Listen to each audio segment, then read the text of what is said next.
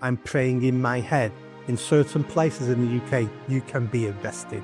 You know, I was simply standing there, but I might be saying some prayers in my head. That was enough for them to arrest me. Many, many times I've been accosted by the police now, and I'm getting to feel a little bit harassed by them. We're there just to offer an alternative if they want it, you know? Then we're not human and we can be exterminated. It's a slippery slope. Hi everybody, and welcome back to Nick Talks. This episode's amazing guest is Isabel Vaughn Spruce. And you might be thinking, I think I've heard of that name because I'm on social media quite a bit. Well, if you're thinking to yourself, I've heard this lady's name, well, it might be because it's illegal in the UK to pray. Not to pray in church, not to pray in your house, not to pray outside, but to pray in your own head. And if a police officer asks you, what are you doing? And you're an honest person and you say, I'm praying in my head. In certain places in the UK, you can be arrested. But first of all, welcome Isabel to the show. Hello, Nick, and thanks very much for having me on. You're welcome. Thank you for coming along. Now, some people have just listened to this introduction and went, Nick's losing it. This is hyperbolic. He's exaggerating. He doesn't know what he's talking about. So let me put it to you. Is it illegal to pray in your own head in the UK? No, it's not, Nick. But the problem is that there's many police who seem to be misunderstanding the law completely. And maybe being driven by ideology or just following orders, and are actually trying to enforce that in some areas of the country. It seems to depend where you're living. So yeah, we are in a really sad situation where some people have been fined or arrested and had to go to court simply over just what you've described, silent prayers, just their thoughts directed towards God. Has this happened to you? It certainly has, Nick, yes. And not once, but many, many times I've been accosted by the police now, and I'm getting to feel a little bit harassed by them. So yes, it started in 2022, it was, in December. And just to explain, originally, it wasn't to do with, some people might have heard that we've now got national buffer zones around every abortion centre in the country. But prior to that, there was actually 5 abortion centres in the country that had what's called a PSPO around them. That's a public space protection order. So this is more of a local law that's brought in by the police and the council working together in that area. And originally it was used for things like, you know, dog fouling or drunken disorderly behaviour, just to deal with local problems. But it was being used, or I would say misused, to try and create zones around abortion centres, which was actually completely unnecessary, because those who do go outside abortion centres were actually going there to offer help. They were going very peaceably. I've been doing this work for about 20 years. And basically just to sort of maybe to set the scene, we'd have 2 or 3 people standing there, just very quietly saying some prayers or silently saying some prayers with a few leaflets. We didn't have any posters at all. And the leaflets would just be offered to women or couples as they go in with, would you like a leaflet, or is there any help we can offer you? And obviously, if they didn't want to talk or said, no, I'm not interested, that was the end of the conversation. But many, many women did accept our help and managed to continue a much wanted pregnancy. But, whereas before they just felt that they didn't have any support and didn't know where to turn. And I've been blessed to see many of the children that have been born from that. So in Birmingham, we had this zone brought in. People were alleging that things were happening that shouldn't happen outside abortion centres, that harassment was taking place. Can I just jump in there? I've seen videos from America, not this country. There's been cases in America of abortion clinics being blown up. There's been abuse outside abortion clinics. And regardless if we think abortion's right or wrong, but there's been a lot of harassment of individuals. These are American videos. Does that sort of stuff happen here? Is this why the police have come down hard on around abortion clinics? Because women accessing those services were being intimidated, were being bullied, were being threatened, were being harassed. Is any of that true? Have you ever seen any of that? Yeah, it is worth just pausing and maybe looking at that point, because I think there are many people who are genuinely concerned about that. And it is reasonable to be concerned, because wherever you live, whatever you're doing, nobody should be being harassed. And I would be the first to say that that's a very difficult day for women if they're going to have an abortion or to consider having an abortion. And it's interesting, whenever you see articles about this in the UK, it's usually shared with a picture from America, like you've described, of a screaming crowd, or sort of, loads of posters being held with a megaphone and that kind of thing. So the picture that I've just painted is what happens outside abortion centres. In fact, what I mean is the picture that I previously painted of like 2 or 3 people just quietly saying their prayers. In fact, there was some investigation done, I think it was 2018, to see what was happening around abortion centres. The government actually did that, and they concluded that by and large, it was just very peaceful activity that was happening. And if it wasn't, why would so many women be coming to us to ask for help? We want to be approachable to women. We don't want women to, run off in fear. Why would we? And also many of those who pray with us are themselves post-abortive. So they've been through abortion. They're certainly not there to judge. They very much know how difficult that can be, and the pressures that might be on women in those situations. So no, that's not the scene that's happening here. But if I read the sort of articles that I've read about my team and my campaign, and I didn't know the truth, I might be tempted to think, well, there must be more to it, considering the sort of things that I'm reading about. I've read that we lie in the road and stop cars going in, and, so we've got some kind of death wish. I've seen printed things saying how we've, the sort of posters that we'd have outside the abortion centre, and we don't actually have any posters at all. So sadly, it's only when lies are written about you realise how deep they can go and how easy it is to get away with it. Because unless you're going to challenge every single newspaper up and down the country that prints these things, in the end, you just have to hope that people can see through it. And you have to be a millionaire if you're going to challenge the press. And it's really sad, because the ones who lose out are the women going to these abortion centres yet again, because some of them do arrive quite fearful. And the reason is because they have also read some of those articles and believe what they've read. They think that they're going to meet somebody who's going to accost them and call them murderer and run down the street and things like that.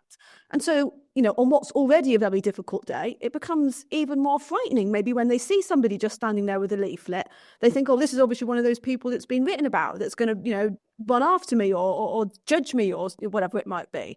So they don't do anyone any favours by writing those kind of things. But yeah, I can understand people maybe, having concerns about those who are outside abortion centres. But the thing is, obviously, what we do is in public.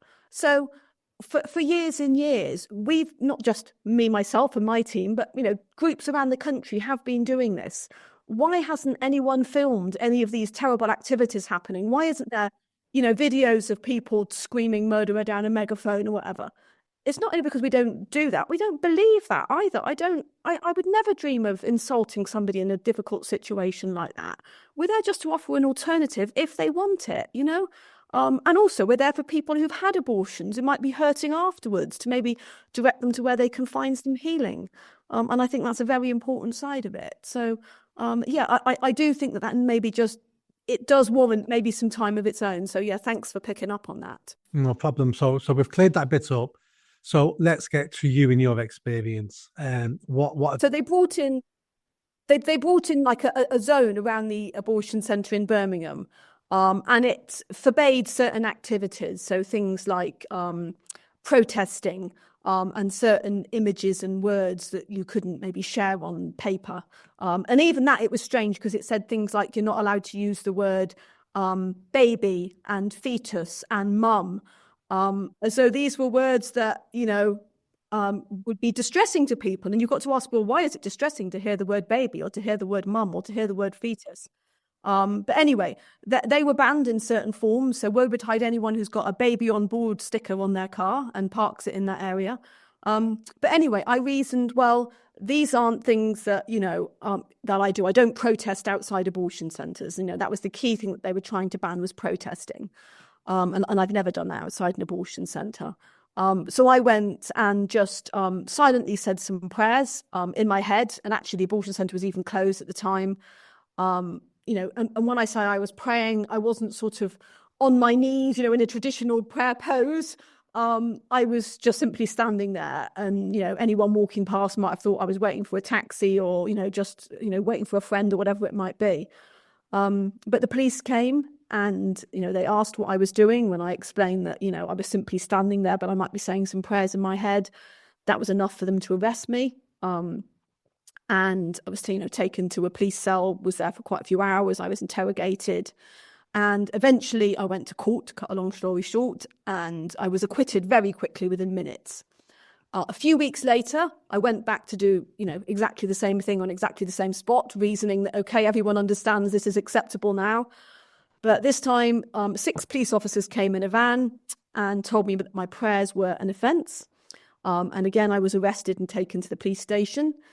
This time, after 6 months, they dropped any charges. But since then, I've been given various tickets by the police, telling me that I'll be fined, telling me that I'm breaking the law. And more recently, since the national buffer zone came in, so that was the end of October last year, that means every abortion centre in this country now has this zone around it where certain activities are prohibited.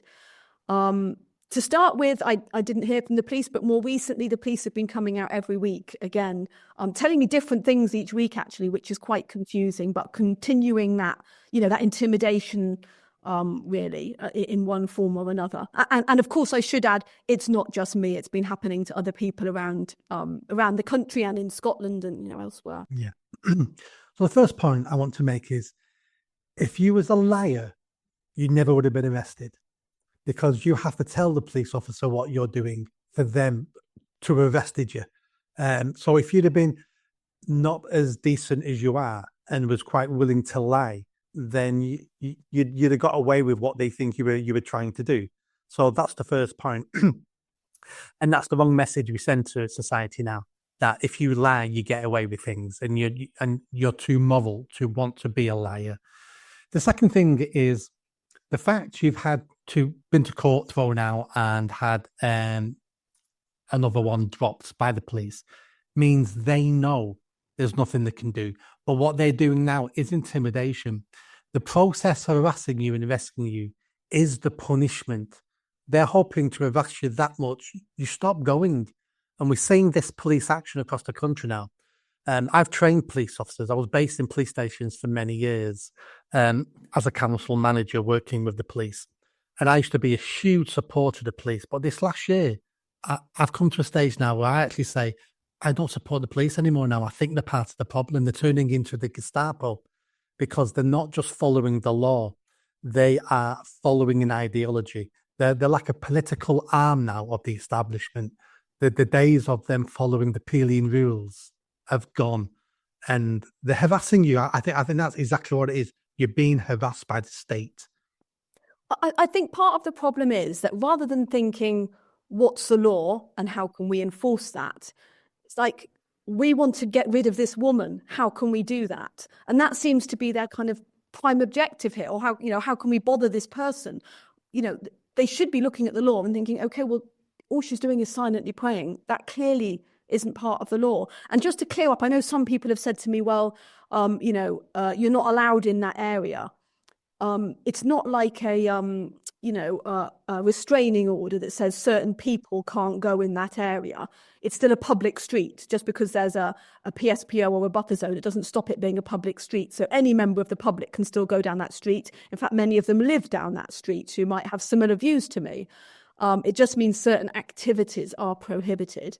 But you're right in some ways, in as much as that there are a lot of police who are acting in a really bad way. Not all. I know just a while ago, I did have a police officer actually stop me specifically to say, just to let you know, we don't all act in the same way. We don't all believe this. And I think it must be very, very difficult for those police officers who have got a lot of integrity about them. And, in fact, I spoke to another police officer a while ago who said to me, if I'd been asked to do that, I would have lost my job over it, because I would not have done it, as in arresting you or finding you or whatever, anything else. And I want to encourage people who have got integrity to join the police force, because we very much need them. The answer isn't, for people to just, forget about joining the police or leave it. It's to try and reform it. And that very much needs to happen. But sadly, I think it's maybe those who are in higher up positions who seem to be, I presume, giving these orders, considering, how many police officers who are doing the same things now. In forms of harassment, and that is deeply concerning. Oh, you're spot on there. The concern is the higher echelons of the police. They become more politicized. They become more aware of politics, of obeying their political masters. Until I worked with the police 25 years ago, I didn't realize how the police were directed by local politicians. That a local councillor, a local MP can direct police officers by speaking to the inspector or chief inspector or superintendent and get patrols in certain areas, make sure that their priorities as a politician are the police's priority. So all this is directed at a political level. What are you doing now about this? I'm pretty damn sure that you're still doing what you want to do. You're still going to these places. You're still praying.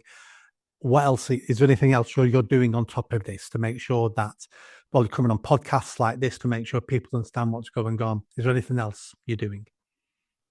Yeah, so like you say, I continue to go outside the abortion centre each week and and pray there. That's very important to me from a spiritual perspective.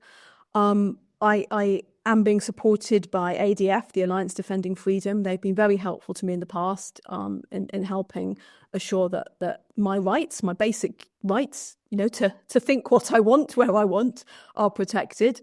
And they've been helping other people like Adam Smith Connor, who's had a similar predicament in Bournemouth and was actually criminalised for his silent prayers.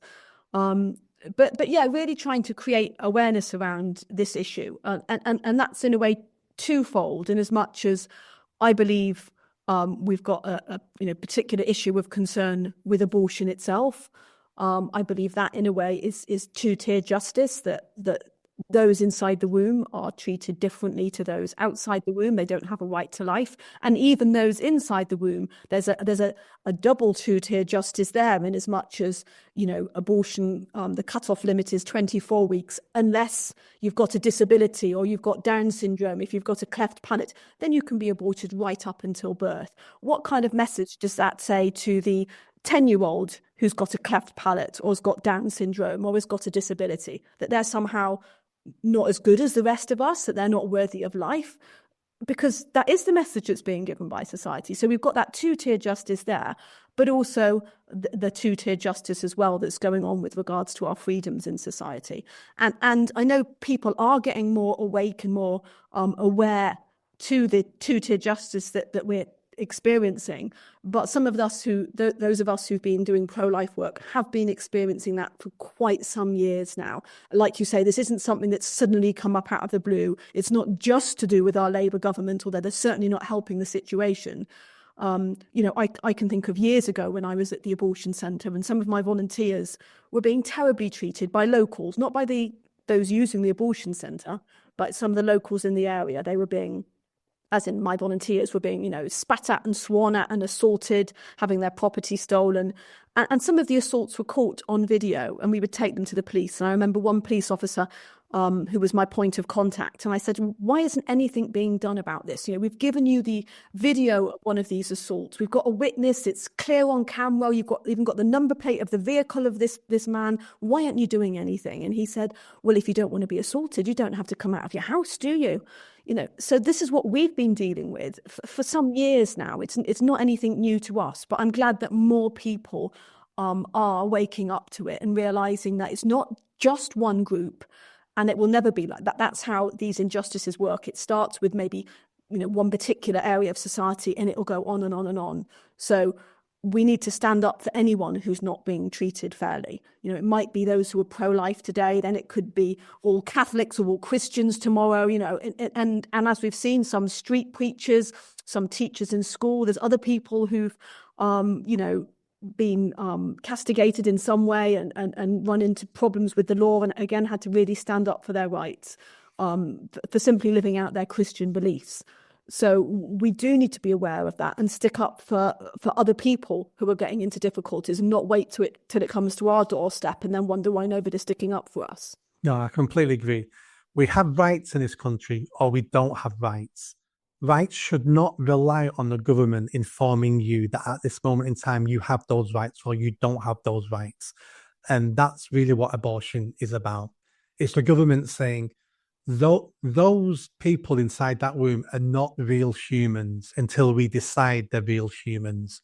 And throughout the history of mankind, we've committed some terrible atrocities by saying those people aren't like us. Those people aren't real humans. So therefore we can exterminate them, because humans kill animals very easily. And and it's harder to kill a human. So when we say they're not human, they're just a clump of cells. But do you know what? Me and you are a clump of cells as well. We're just a bigger clump of cells. And we need to be careful the power we're giving the government to decide who deserves life and who doesn't deserve life. Because later down the road, me and you will find ourselves on the wrong side of that line for whatever reason. Then we're not human and we can be exterminated. It's a slippery slope. It is, and we're already kind of seeing concerns, like you say, of the other end with assisted suicide on, on the brink of law coming in. And I think it just reminds you that, any one of us could be inconvenient to others at times. And I'm sure we all are. There's not a single person who doesn't at some point become an inconvenience to somebody, but that doesn't somehow make us inhuman. And I think we've got to be really consistent with the law. If people have got a right to life, that right belongs to every single one of us. If people are of value, then that's every single person is of value and of inestimable value. And that's why it is so important that we do recognise the importance of Christianity in society nowadays, because that is where a lot of these truths really came from initially, is that Christian understanding that human beings are made in the image of likeness of God. And that is what makes human beings so special. Unlike a dog, like you said, that could be put down if they're sick, or a rat that can be exterminated if they're a nuisance. Human beings can't be treated like that, not without really grave moral consequences, not just for that individual, but for everybody. Because when people are treated badly, it's not just the victim who suffers, but actually the person who commits that ends up degrading themselves. And that is a real problem for society. So we need to protect even those people as well from degrading themselves by treating others in a way that's not in keeping with human dignity. And whether that's like at the beginning of life, the end of life, or any of the other stages along the way. For those who are involved in abortion, it's not just the child in the womb that we care about, but those who carry out abortions, those who have abortions themselves, can really suffer because of that. I work with an amazing organisation, I work alongside an amazing organisation called Rachel's Vineyard, which helps anyone who's been affected by abortion. And I sometimes get to hear stories of people who are, brave enough and in a position to be able to share their testimony afterwards. And you realise the damage that was done to them through abortion. Sometimes, I'm talking about the emotional damage, but also the physical damage that can be done. And this is something that's not talked about enough. Statistics show about 1 in 17 women who have abortion pills end up in hospital. And considering nearly 90% of abortions are by abortion pills, that's a horrific amount of women. We've got 250,000 approximately abortions every year. If 1 in every 17 of the women who have abortion pills are ending up in hospital, well, I'll leave people to do the maths, but that's a fair few women.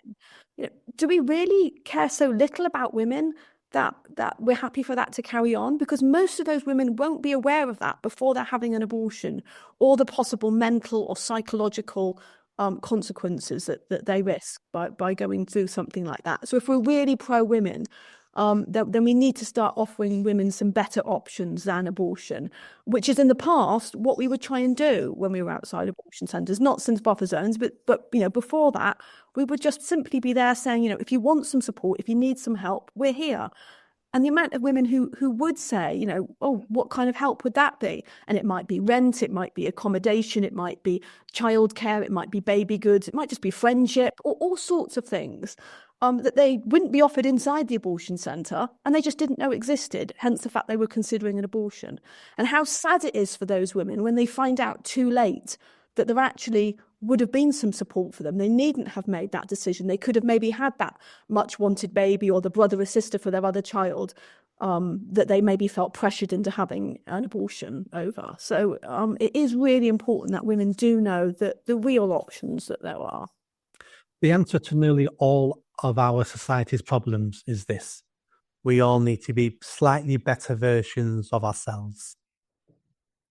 If we were better people, better humans, better morality, we'd live in a better world. Isabel, thank you so much for coming on and telling your story. So I wasn't completely correct at the beginning, saying that praying in your head's illegal, but some police in our country want it to be illegal and treat it as if it is illegal. but people like you are standing up and making sure you have your rights and you're doing what you're allowed to do in this free country of ours. Thank you very much for coming along. Well, thank you very much, Nick, and thanks for highlighting this. Great. And anything you want putting in the description of the video, let me know later and I'll put it all in the video. Oh, that's brilliant. Thank you very much. Thank you, Nick. Really appreciate what you're doing. You're welcome. Bye-bye. Take care. God bless. Bye.